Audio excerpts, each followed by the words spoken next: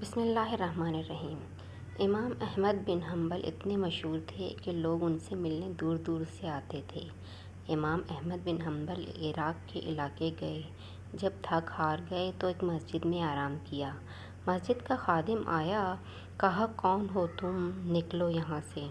اس نے کہا میں امام ہوں، صرف آرام کرنے آیا ہوں۔ خادم نے کہا آرام کی اجازت نہیں یہاں، چور اچکے آ جاتے ہیں تم جیسے۔ اس نے بہت اصرار کیا لیکن وہ نہیں مانا۔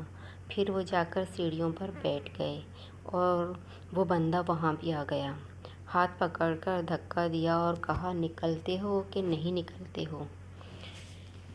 لیکن امام نے نہیں بتایا کیونکہ وہ نہیں چاہتا تھا کہ میری پریشر میں آ کر میری عزت کرے۔ تو ایک بیکر قریب میں تھا، اس نے دیکھا یہ بھلا آدمی معلوم ہوتا ہے۔ اس نے کہا آپ میری طرف آ جائیں۔ امام صاحب خوش ہوئے۔ جب وہ اس کے یہاں گئے تو اس نے دیکھا کہ یہ استغفار کر رہے ہیں اور ساتھ ساتھ روٹیاں لگا رہے ہیں۔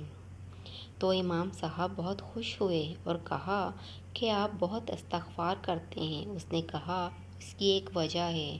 اس نے پوچھا کیا وجہ ہے؟ اس نے کہا میں نے ایک حدیث سنی ہے کہ اگر کوئی بندہ اللہ سے اپنا کوئی کام کرانا چاہتا ہے تو بہت استغفار پڑھے۔ امام صاحب اتنے خوش ہوئے اور کہا کہ کمال حدیث سنائی آپ نے، لیکن آپ کو کام کیا کروانا ہے؟ اس نے کہا کہ میری ایک خواہش ہے کہ میں امام احمد بن حنبل سے ملوں۔ اور امام صاحب رونے لگے اور کہا میں امام حنبل ہوں، اللہ مجھے تمہارے پاس خود لے آیا ہے۔ اس شخص سے ملنا اتنا آسان نہیں تھا، وہ اس وقت کے مشہور شخصیت تھے۔